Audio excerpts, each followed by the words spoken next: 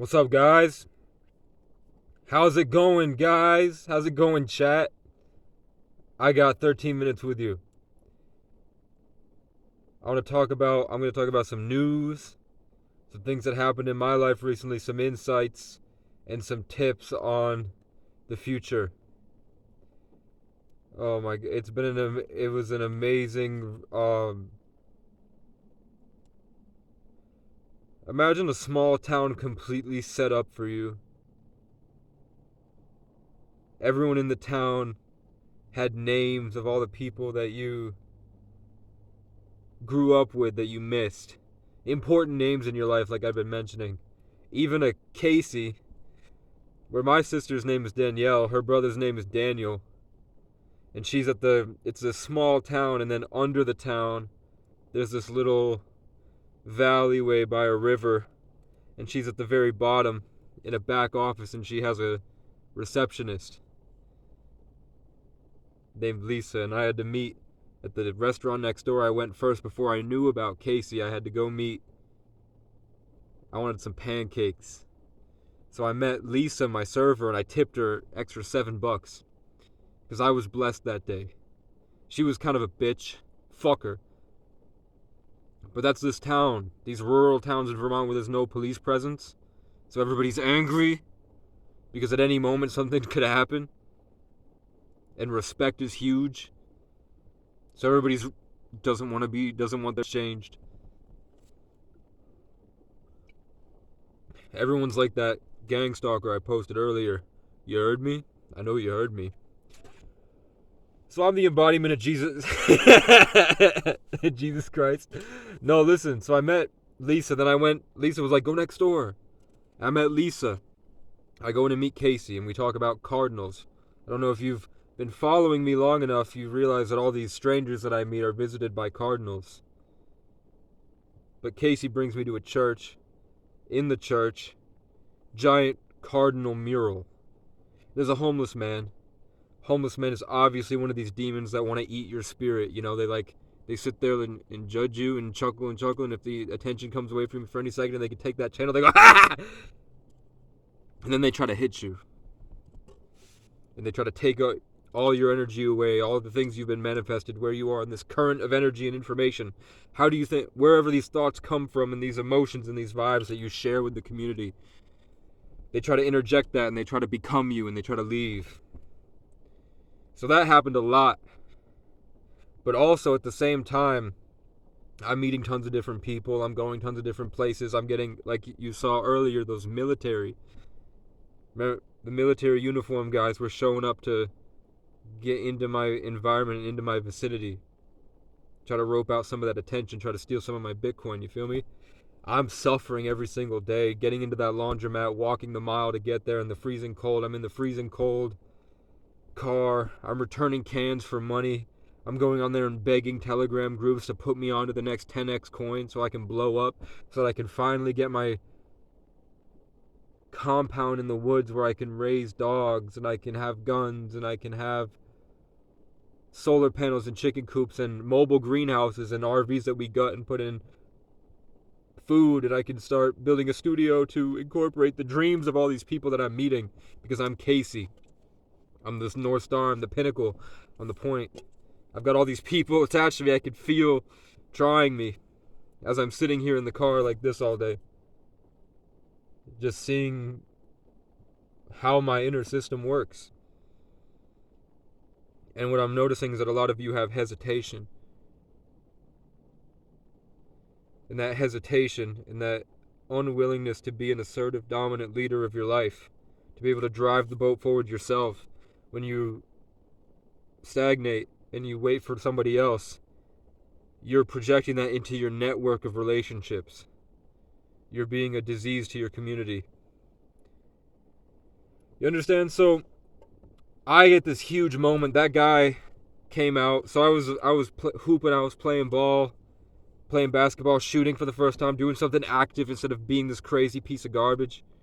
Not piece of garbage, but this crazy out of it guy trying to fit into society. I was just playing basketball, doing something active, freestyling, writing.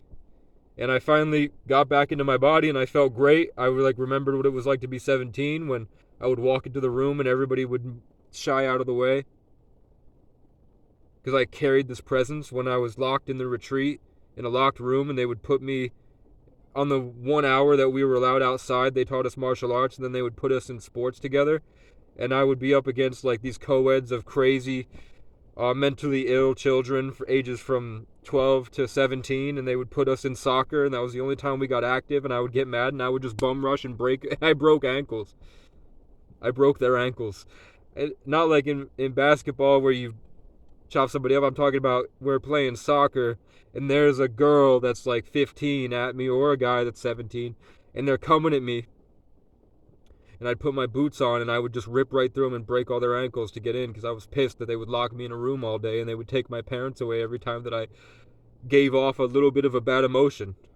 If I emotionally ticked these staff members, they would knock a point when they would go and reflect on their day about how Casey did. If there's one of 200 kids, they would just go through and judge their emotions, and if they had a little bit of a bad ick feeling, that would be a point, and then I wouldn't be able to see my mother. She never showed up anyways. She would pretend that she was coming, and then she wouldn't come. So I'd sit and look through the little crack in the window, but when it's not the panel that blocks people from seeing, there's like a little crack where you could see outside, and I just wait for my mom's car for hours in a locked room. And that's nowhere near like the worst part of my life, but it taught me to compartmentalize and do a lot. It helped make me become who I am, and I've done a lot of legendary things. I'm just stuck. So basically, I prayed to God. I had this amazing moment where I realized the finality of life and the infinite of the universe condensed into this little story, and how to be really focused and actually make meaningful decisions. And then in a snap, I was like, oh shit, if it's a TV show, show yourself. And then a woman walked right by the door in the middle of the night, like this. And I was like, oh fuck, you're possessed. Do it again. And then she turned around and walked back. So, you know me. I went right out there, and I was like, hey, what's your name? Are you the girl that's supposed to be in here with me? And she was like, no, but do you have any cigarettes? And I was like, come on in. Here's a vape. She came in. I was like, I just asked God if I was in some type of simulation to show themselves, and they just paraded you around my field of vision. Are you like some type of NPC MK Ultra handler? And she was like, I don't know, but doesn't it suck to walk around angry all day, knowing that I had just walked along the track alone for hours, angry? So I was like, do you want to make out? And she was like, no, my husband.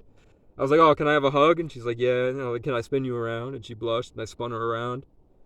And then she left, and then a guy came in with a baton and tried to kill me, and I had to pick him up. First, I had to fight him for my hatchet. And he's just saying the weirdest shit, like, what did you give Bethany? And Bethany's a church next door. So I'm like, I don't know. But this guy's wrestling. I have to wrestle this guy for my own hatchet. He grabbed it. I got it back. I screamed, this is not how Casey goes! And I picked him up and threw him on the ground, and then I took the hatchet and started wailing on his ribs until he got up and ran out, and I chased him out laughing and screaming. This is invigorating. I loved it. I fell, did a barrel roll, got back up, slammed on his getaway driver's window. The getaway driver, and I went, he just tried to kill me. He just tried to kill me. He tried to kill me.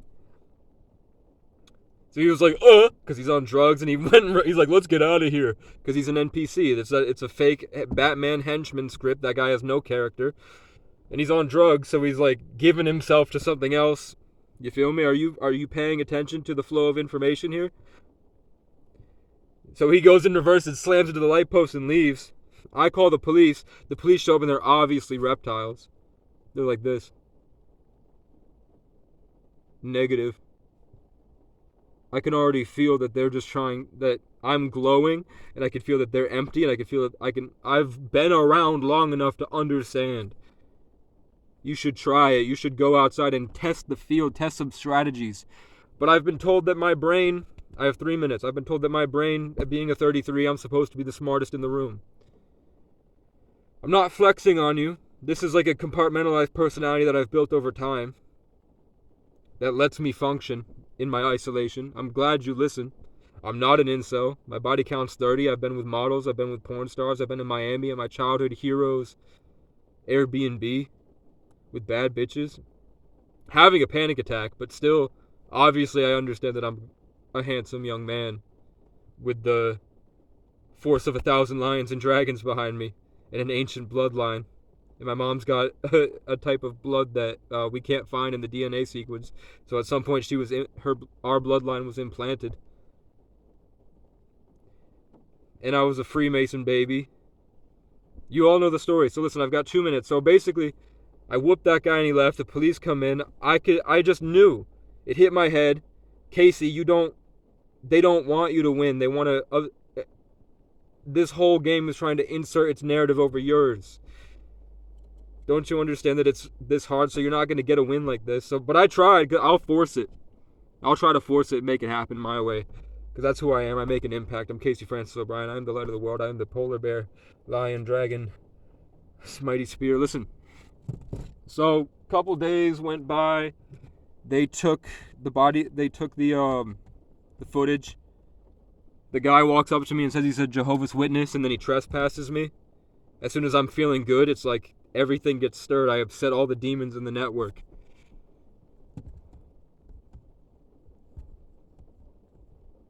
But one of y'all sent me money.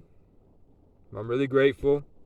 I'm looking into opportunities to turn it into more money. I'm sitting here studying all day.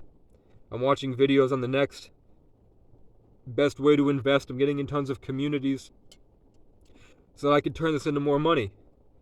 I have tons of financial advice, which I should drop, about basically if you need money and you're not getting money and you're trading your time for labor, you need passive income. You need things that are making money for you that you can just caretake and make sure the system's working, and then you leave. A good example is breeding dogs. Get a rare dog, get the AKC registry, get a little plot of land that you're allowed to raise a couple dogs. When you get the litter, you sell the litter and you make sure it goes to good people, right? Because where I'm from, in Vermont, there's a lot of racist neo-Nazis that are breeding vicious, angry Kangal dogs so that they can kidnap people they don't like and they can torture them and bet on them gambling. But if you live in a nice community that needs good dogs, English Mastiffs, the world is ending, so there's already a good market for English Mastiffs, the biggest dog. Look it up. And the friendliest of all the guard dogs. Get some English Mastiffs, get the AKC registry, and start breeding dogs. In 4 or 5 months, $2,500 a dog. That's like 7 dogs in a litter. And then you take that and invest it. Bitcoin is huge right now. That's the next thing you should look up. If this gets 10 likes, I will drop what I'm doing. If we get to 50 subscribers, I could start live streaming every second of every day. So get that shit up, bro. I almost died a week ago.